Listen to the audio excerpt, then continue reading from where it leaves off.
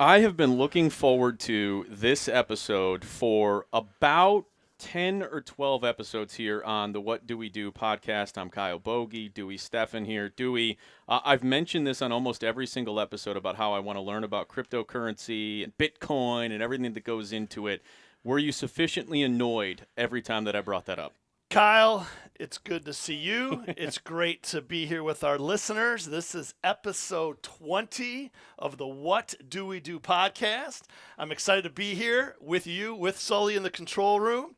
But I'll tell you, yes, I'm glad this day is here so we can talk about this thing known as cryptocurrency. And then we can put it to bed, as they say, for a little while and get into some other topics down the road. How about that? Very exciting for me. This is going to be incredibly fulfilling on many different levels. Now, if you're watching the video of the podcast, by the way, you can check that out on YouTube.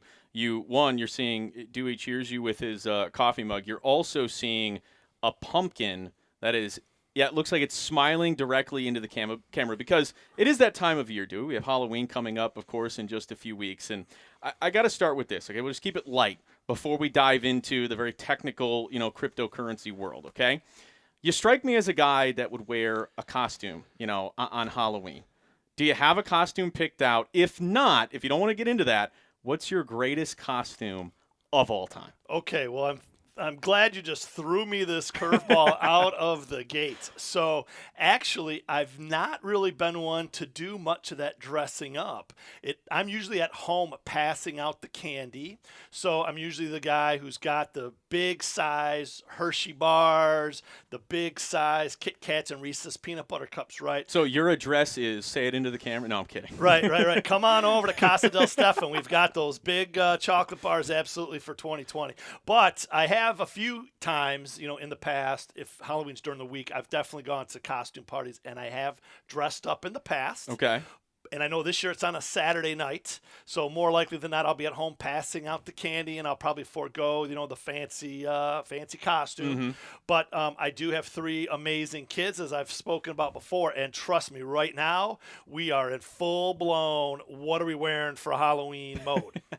And the costumes that they're, talking about, looking at, I don't even understand. I don't even know what these characters are and who these folks are. And, maybe one of them will be a Bitcoin for Halloween. But anyway, so that's my story. Interesting. Okay, I see that. That's surprising to me. I thought maybe, you'd be a guy, get all decked out, and do all that, whatever. But I'll say this, okay, and we can move on. Two of the best costumes I think I have ever had. Young adult, went to a club, did the Great Gatsby routine. I know, he dressed up in a tuxedo, super simple, right? Okay. But my favorite of all time, I literally created a Goofy costume. Like Goofy, the Disney character or whatever. Sure. Looked unbelievable, got the hat, got the boots, got, I had a little bit of a costume sewn together. Unbelievable. Can't wait for Halloween to get here. I do love to decorate the house. So you Of come course. over to Casa del Stefan, we have pumpkins, we have, ghosts and goblins. So for sure, the house is not a haunted house, but we absolutely get in the spirit of Halloween for sure. What's your favorite candy? I'm a Reese's peanut butter cup guy. I'm the Nice. chocolate Consistent. and the chocolate and peanut butter. Throw them together. It could be in a chocolate bar. It could be just in a bowl. Give me a spoon. I'm all about chocolate and peanut butter, my man. All right, well, you heard it here first. Casa del Stefan going to have the big chocolate bars, the big candy, so you don't want to miss Dewey's house on Halloween. And, you might be potentially giving away cryptocurrency on Halloween as well. No, I'm kidding. All right, let's just dive right in here because I know this is going to be a little bit more technical and a little bit more detailed than just us kind of going back and forth about, the upcoming little Halloween on a Saturday night at the end of October. So I have been wondering, and I've done a little bit of research just to kind of, get a basic-ish understanding of what cryptocurrency is and how it works. But in lay terms and just kind of looking at it and the way it sounds like a scam. Okay, it does. Cryptocurrency. It sounds like something that is fake. It really shouldn't exist. And if you invest in it, you're a sucker and you're probably going to end up getting screwed at the end of it.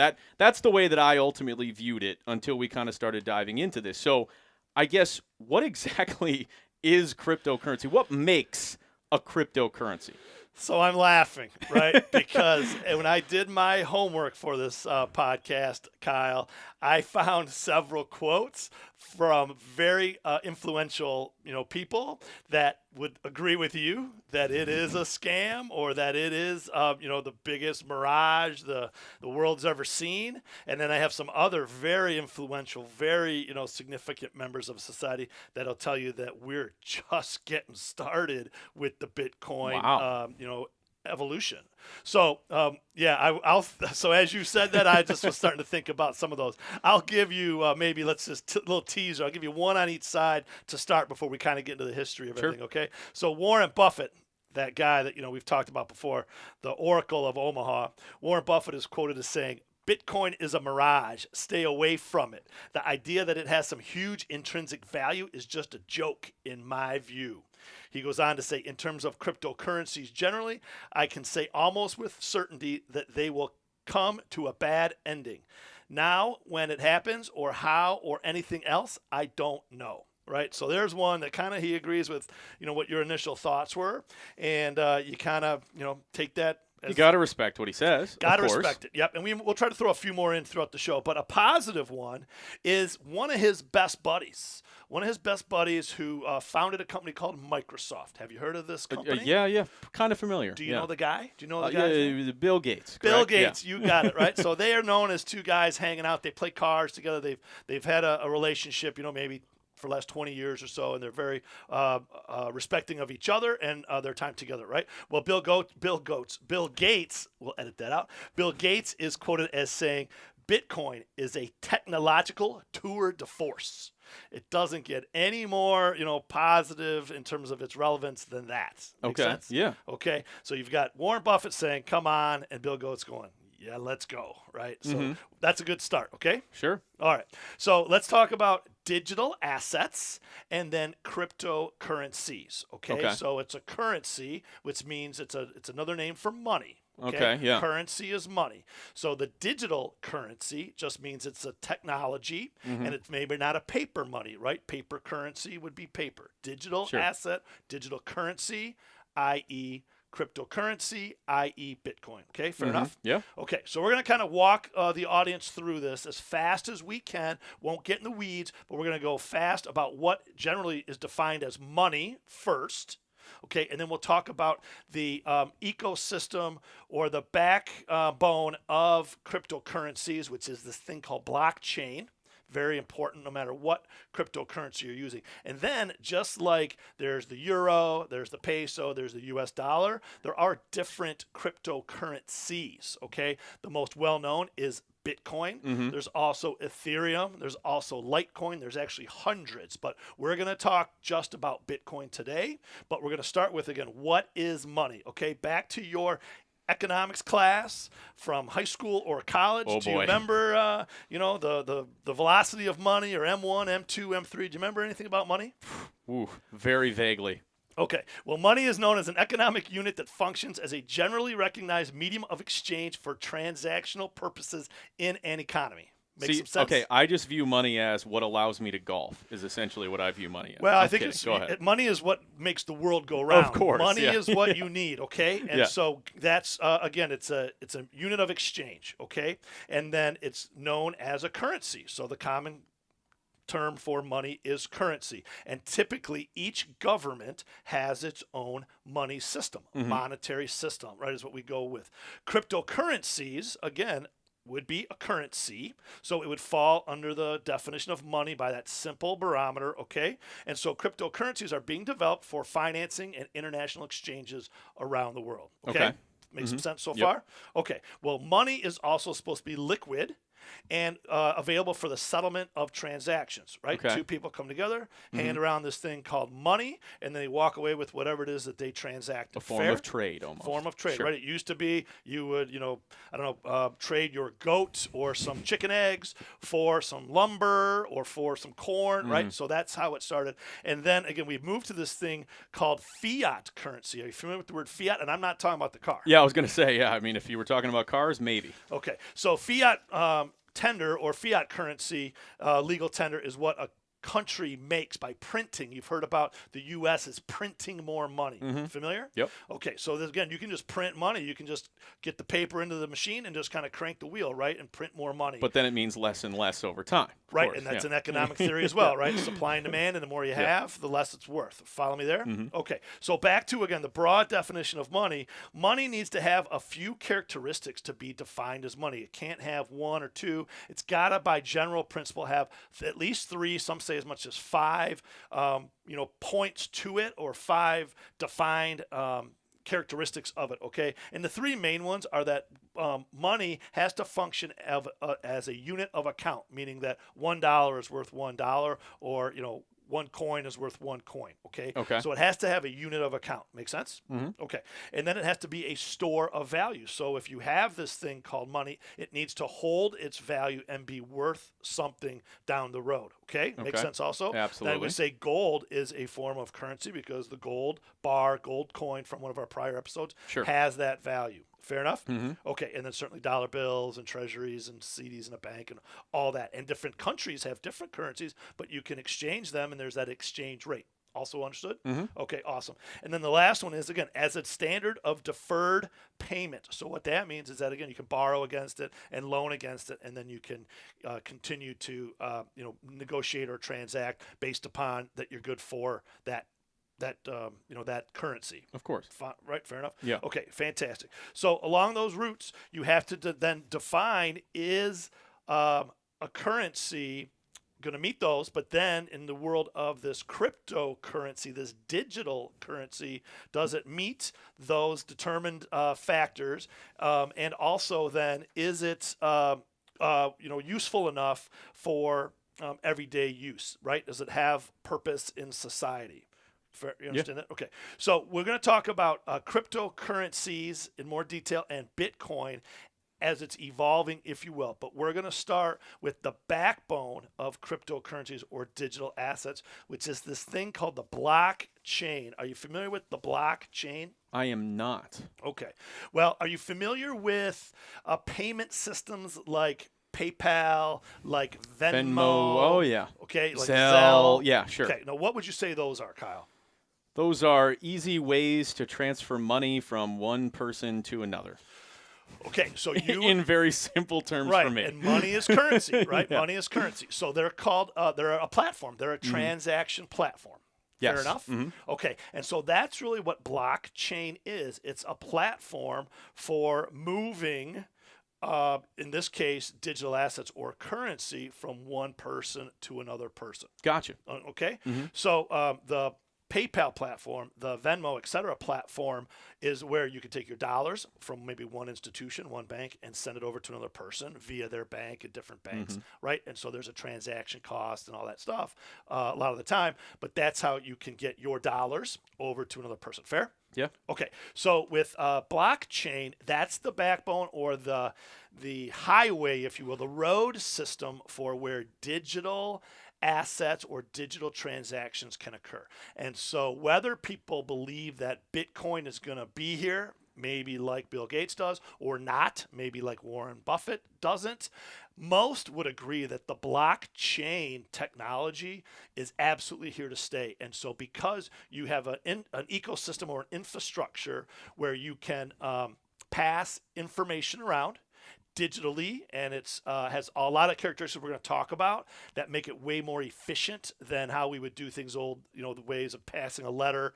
shoving the mail into your pouch, getting on a horse, right, and doing the Pony Express. Now you can just get on your computer on your phone, and you can actually just send an email message. With the click of a button. With the click of a button, right? So the blockchain is the backbone of all this stuff. Okay? Fair enough. So we're going to go through it just for a minute, and then we'll get into the currencies themselves. Okay. Please. Okay. So blockchain, again, allows companies or individuals a platform to make transactions and then to verify transactions securely. So in that regard, you could almost talk to it like it is a bank because, again, you're having transactions occur and they're occurred securely, right? Yeah. Like when you're wiring money for a house, you wire it, you don't just write a check and you don't just ACH it. You actually have it wired because it's Fed funds money and it's guaranteed that it's there and not any fraud can occur. Fair enough? Okay, so blockchains also have that same type of definition of being instantaneous. So it happens just as fast as maybe a Fed funds wire might or some other electric exchange of the currency. The big deal with blockchain, or the big deal with cryptocurrencies in general, is that it's a decentralized network. Does that make any sense to you, Kyle? Decentralized network. Meaning it can be spread in multiple areas? Hey guys, it's Bogey. I want to take a second to talk to you about Dewey Steffen and his excellent team at Great Lakes Wealth. Look, do you feel overwhelmed with managing your assets in today's financial world? I mean, think about the times that we're in here in 2020. Do you want financial freedom? Great Lakes Wealth offers Wall Street solutions with Main Street values. They sit down with you to develop custom financial solutions utilizing all of your assets, even your 401k. We build the future you want based on your goals and your dreams. That is what Great Lakes Wealth is all about. Thinking about you, thinking about your family, and thinking about your future. Simply go to greatlakeswealth.us to schedule an appointment today. They offer better investments, better service, and a fee-back guarantee, okay? A fee-back guarantee. Your road to financial freedom starts at greatlakeswealth.us. Please visit greatlakeswealth.us or simply give Great Lakes Wealth a call today. Well, sort of, but again, you have a central authority in typical situations. You have the federal government, right? The Federal Reserve. It's your central, place. With rules and regulations and all that. Right, and so when the government says there's yesterday, Monday was a banking holiday. If there's a banking holiday, banks are closed. Can't send any money around, right? Banks close, at 6 p.m. or 8 p.m., those transactions, right? So the central authority of a traditional currency situation in blockchain, it's 24 hours. It's kind of like always going. Does it make some sense? Okay, so that's very important, right? Whatever you're transacting something, you got to get some money to somewhere. You have to wait till the branch opens. You have to wait before it counts as This transfer. is just nonstop. Nonstop, right? So 24/7, big time. Okay, and so blockchain also is transparent transactions. So you can always follow along with what's happening. It's all digital and it's all cryptic and it's all coded. So just like you would have, the code to program any type of document in computer land, the blockchain has, scanned codes. Codes along the entire route of the block, and that's, again, the name block means that there's these blocks that are put together, and each one has its own specific digital, if you will, fingerprint, and so it's secure as well as being transparent. The transactions, as I said before, are instantaneous, just like you push a button and it goes to where it's got to go, and again, not having a central authority. And one of the final parts of the blockchain that people are really looking for in the future as an opportunity is that there's not this thing called a double spend. Okay, and what the double spend is when you send money traditionally via the bank, there's a bank fee, a wire fee of $20 this guy, $20 that guy. If you want to do a credit card transaction, which again is just a payment platform, 1.5% of your purchase, et cetera, right? So when you're talking about millions of transactions, $1 on a million transactions is how much money, Kyle? $1 million. $1 million, right? Yeah. So if you have a company that just charges $1 per transaction, you don't have to sit back, you have to do anything. You just collect, right? So in the world of blockchain, and this is whether it's in the currency world of blockchain, but besides currency, I'm going to talk about a few others real quick just for some background. Blockchain is so important because not only are banks and financial services using it internally for their own networks to kind of keep an eye on what they do and do their own ledgers, right? They also have digital content providers, whether it's Apple Music or the other just libraries. Music is stored digitally and you can pass it around. And as you know, artists out there, are very much aware of their property, their songs, and getting paid for their songs, etc. Yeah, the days of Napster are gone, unfortunately. Yeah. The days of Napster are gone, right? Everyone wants intellectual property rights and wants to be paid for that. Taylor Swift. Of course. Right. Fighting Scooter Braun as we speak to get full access to her music. You got it. All right, so we're going to keep going. So in medicine, blockchain technology can be used to prevent theft of pills and, the supply chain of the medicines, as well as give an inventory and a secure history of transactions. So very important. In the food industry, farmers can use it to monitor their crops. It can, here's a good one. It can help in elections. Kyle, what do we got going on here in a few weeks? A presidential election. Yeah, A lot of elections. Right, we have national elections, and so blockchain can help in politics by minimizing election fraud and increasing turnout because every vote can be stored on the blockchain, making it impossible to alter. Fair enough. So why aren't we using that? Well, we're not there yet. So again, let's stick around and let's let this technology. How can we not be there yet? It's 2020. Hey, write your congressman. Have you heard of this? Yeah. Write your congressman. Here's the phone number. Give them a call. Right. So again, in simple sense, the blockchain is kind of the road to get all of these, these topics where they need to go. If it's a medical record, if it is, again, a vote for a candidate, et cetera, okay? It gets a lot more complicated in terms of who's involved with the blockchain and all these things. And I'm not going to get into that today, but it's known as a very secure, fast, and basically free or extremely inexpensive proposition. Okay? Yeah. Cool. All right. So with that, we have these things called currencies, right? And so with these currencies that are digital, the main one that most people are familiar with is Bitcoin. Yes. Ding, ding, ding. I'm going to give you the top 4 or 5 that you should be aware of or maybe have heard about, but we're going to talk specifically about Bitcoin today. But certainly Bitcoin, besides that, is one called XRP. A third one is called Ethereum. Another one is called Litecoin, and then there is a spinoff of Bitcoin called Bitcoin Cash, okay? So you can consider those maybe just like different currencies of different countries, okay? So if you don't want to do your transactions in Bitcoin, you can do them in Ethereum, right? So that'd be like, hey, we don't want to transact in dollars, we're going to transact in euros. Sure. Okay? And so with that, we're going to talk about Bitcoin today as a digital currency, okay? So did they get in first? Is that why they became the biggest cryptocurrency, or they've just been the most efficient and they just people just gravitated towards it? That is a great question, and I know we didn't talk about this ahead of time to set it up, but yes, Bitcoin is the one that started it all.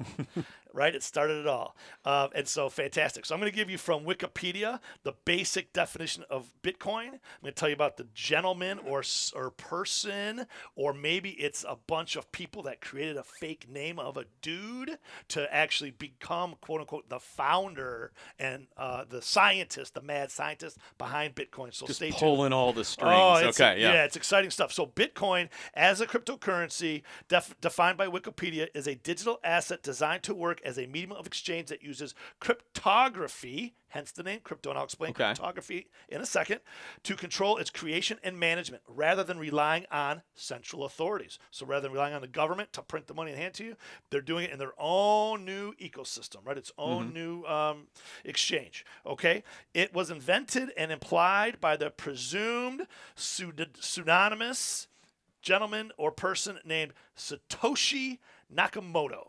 Satoshi Nakamoto, okay? Say that 5 times fast. Satoshi Nakamoto. I don't want to do it, please. Satoshi Nakamoto. He was known as integrating the existing ideas from the cyberpunk community.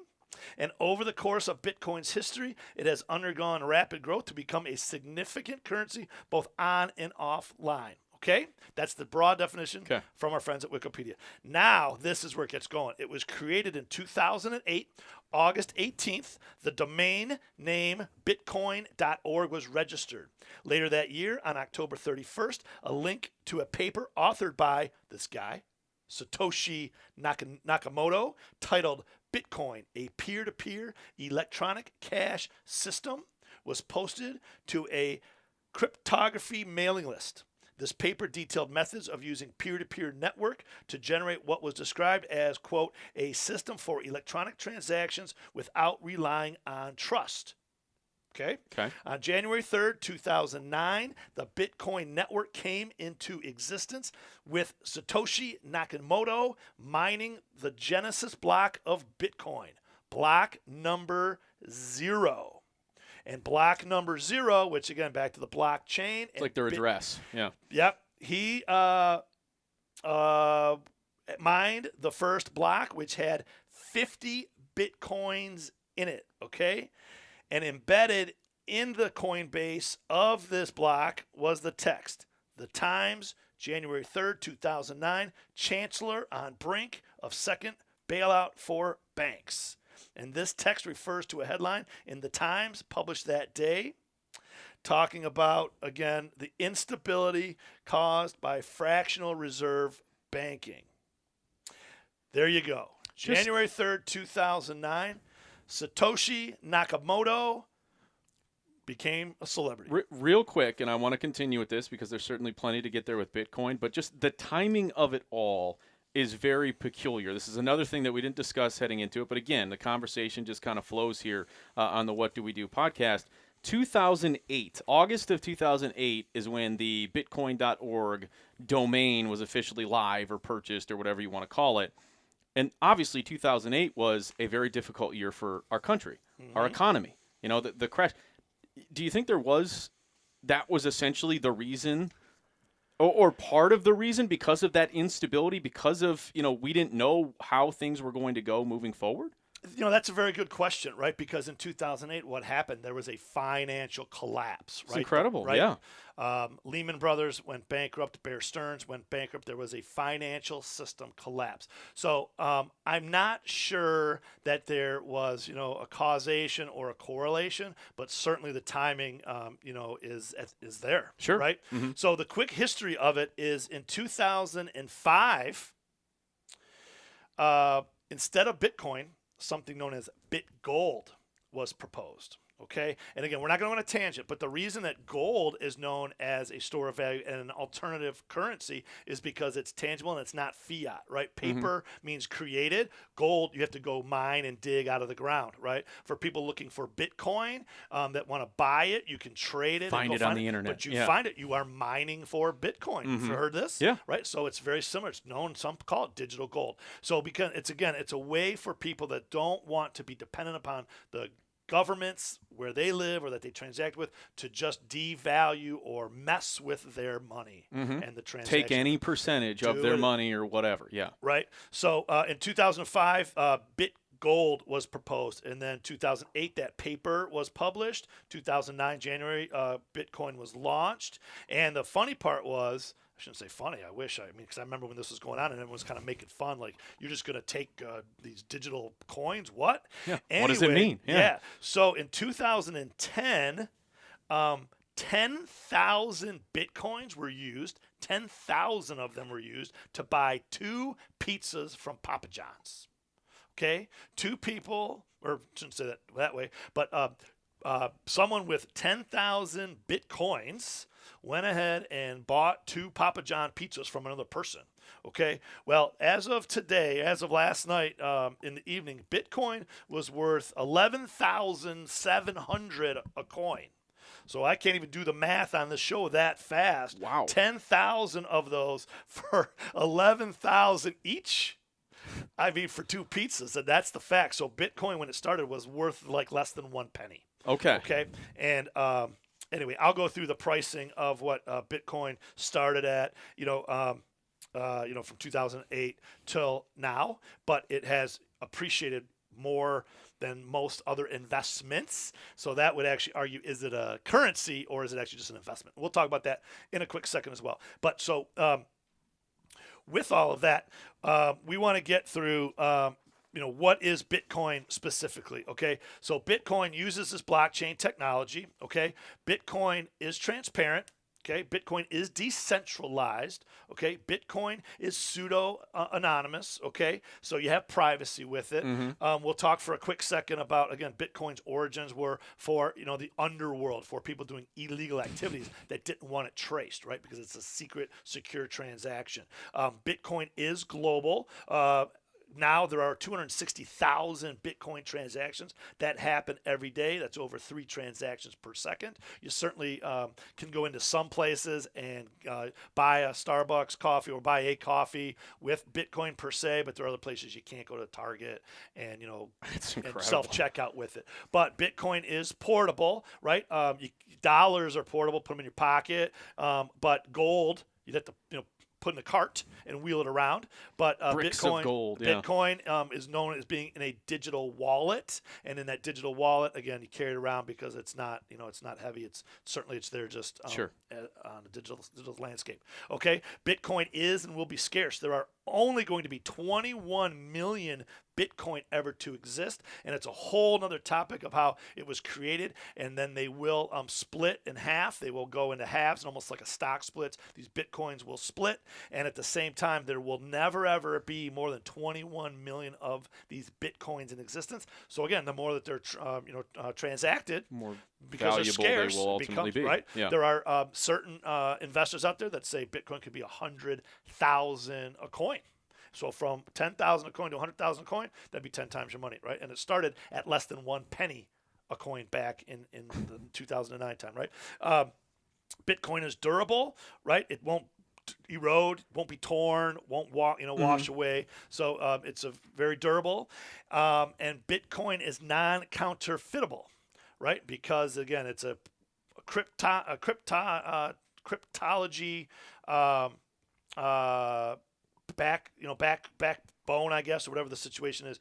It is digitally secured, and so that each transaction has its own unique characteristics, and so it can't be counterfeited. So it's very secure in that way. Okay. So with all that, there are some positives of Bitcoin that I will get into here. But I will also tell you, how about this? I will tell you that Bitcoin has a couple things against it.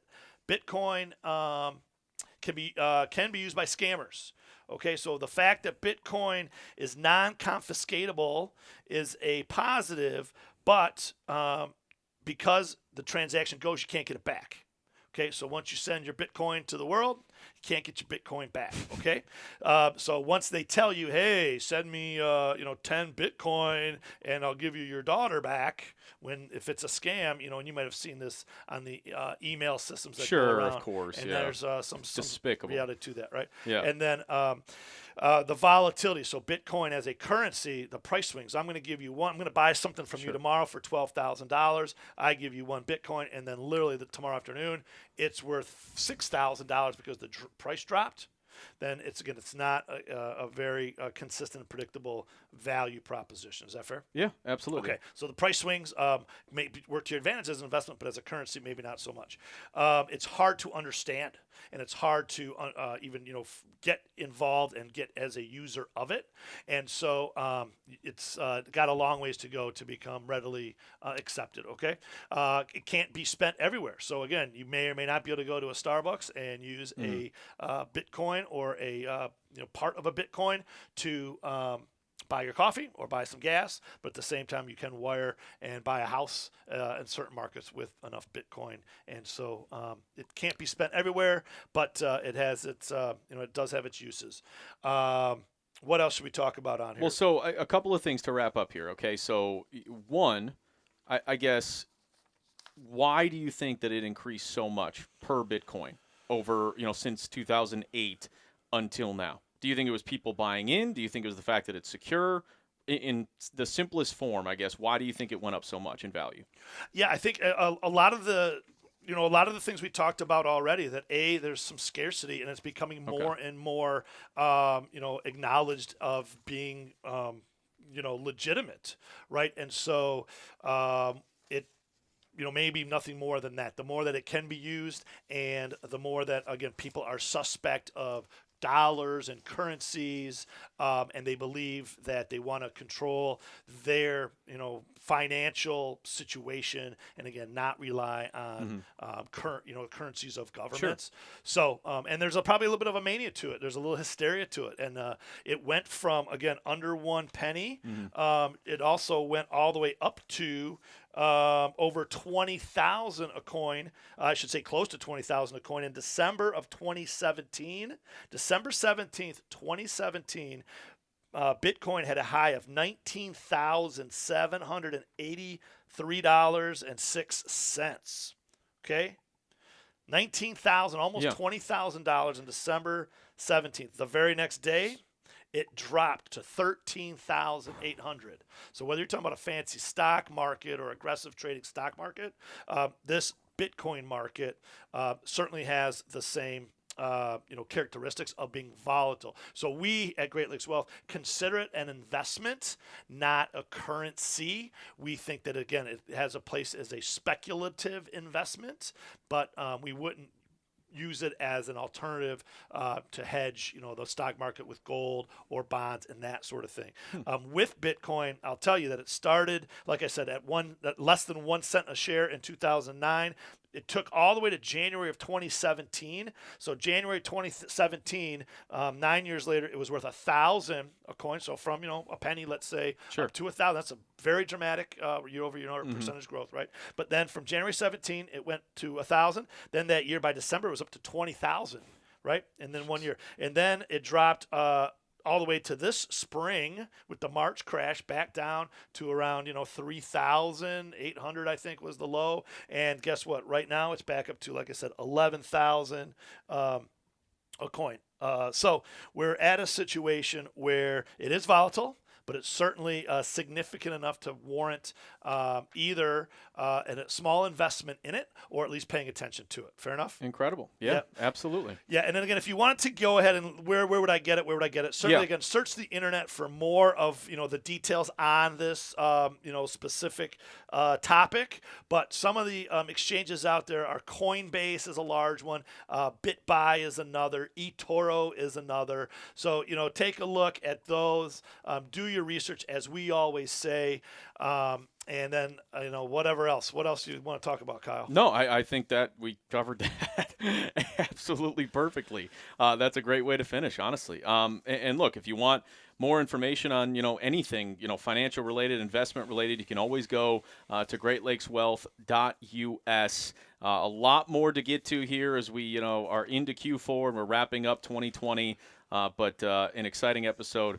I think I learned a lot. Finally, getting to the cryptocurrency and Bitcoin world. And I've got a couple more facts before we wrap up here. Okay. Okay. Have you heard of these guys called the Winkleboss Twins? Yes, of course. Who are the Winkleboss Twins? Brandon and Tyler Winklevoss from they quote unquote invented Facebook, but now they're into the Bitcoin game, right? Yeah. So you got it. Ding, ding, ding. So again, we're just going to cross that over to they actually created an exchange, right? So there are different exchanges you can buy and sell stocks. There are different exchanges you can buy and sell these Bitcoins and other cryptocurrencies. Okay. So they have one that's called Gemini. So again, just as a little, just a fun fact, if you will, sure, that the Winklevoss twins, who were again given a settlement from their Facebook extravaganza, reports of $600 million. Yes, and again, they were paid in Facebook stock, so that has, I think, made them billionaires with a B, if I'm not mistaken. And then they've gone ahead and they've started this Gemini trading platform for cryptocurrencies, including Bitcoin. Mm-hmm. So that's kind of exciting to me, right? And so I'm going to leave you with two more quotes, okay? One more negative quote is going to be from Jamie Dimon, the chairman and CEO of JP Morgan Chase. Jamie Dimon, have you heard of him? Sure. No. Okay, well, he's the chairman and CEO of JP Morgan Chase Bank, okay? He is quoted as saying, Bitcoin bubble is worse. Bitcoin bubble is worse than tulip bulbs. Bitcoin is a fraud, and it won't end well, okay? So that's a negative from our guy Jamie Dimon over at JP Morgan Chase. However, a positive is from this guy, Richard Branson. Have you heard of him? Sounds familiar. Yeah, Richard Branson is the founder of Virgin Galactic and 400 other businesses. Okay. He is the big dog Virgin Galactic, Virgin Records. Have you heard of this guy? Oh, yes. Oh, yeah. Okay. So his quote is, well, I think it is working. There may be other currencies like it that may be even better. But in the meantime, there's a big industry around Bitcoin. People have made fortunes off Bitcoin. Some have lost money. It is volatile, but people make money off volatility too. Virgin Galactic is a bold entrepreneurial technology. It's driving a revolution, and Bitcoin is doing just the same when it comes to inventing a new currency. Interesting. Right? Okay. So again, there's a ton of reasons Good, to be behind bad, it. everything. Ton of reasons to be worried about it or be suspect of it. We will dive into it again in a future podcast. I promise you that. But hopefully for our listeners out there, this was a good introduction to Bitcoin. And as we always say, episode 20. We're just getting started.